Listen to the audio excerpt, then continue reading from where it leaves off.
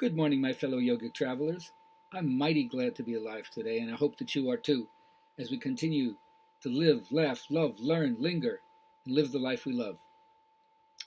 One of my main messages to myself, first of all, always, and then to anybody else that may benefit from it, is do you realize that you're a deliberate creator? That everything that's happening in your life is coming as a direct response to your vibration. Everything you manifest is a perfect match to your vibration. Except most people don't realize they're creating deliberately. They create unconsciously. And that, therefore, they draw to themselves that which they don't want. And since you know the disappointed feeling is not what you're wanting, what are you creating? Each thought that makes you feel good serves you with an abundance of all the things that you desire. And as you feel better by choosing those thoughts, your life is changing for the better. So if you understand that, the next thing is to recognize the opportunities that you have in the various kinds of initiations. And part of an initiation, certainly from the ancient tribal sense, is that you have to be separated from everything you know. You have to be put through some kind of rigorous training to get ready to accept your responsible role as a mature person in your tribe or your clan.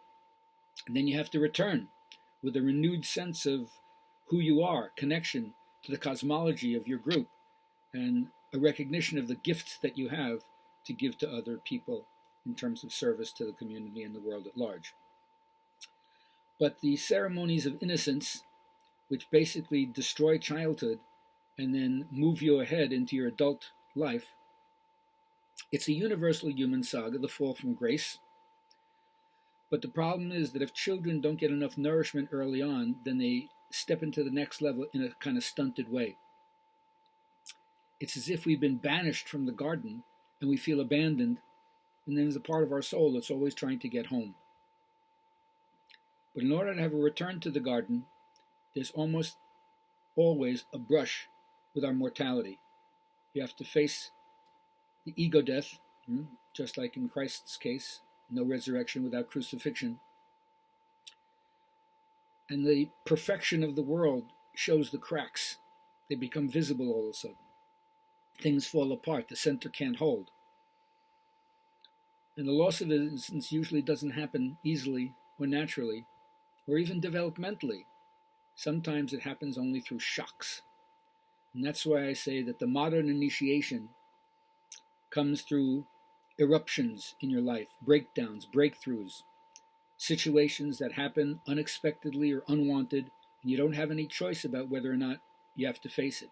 It could be a death, it could be a divorce, it could be getting fired from your job, it could be a hospitalization, it could be changing your address, it could be the loss of a loved one in relationships.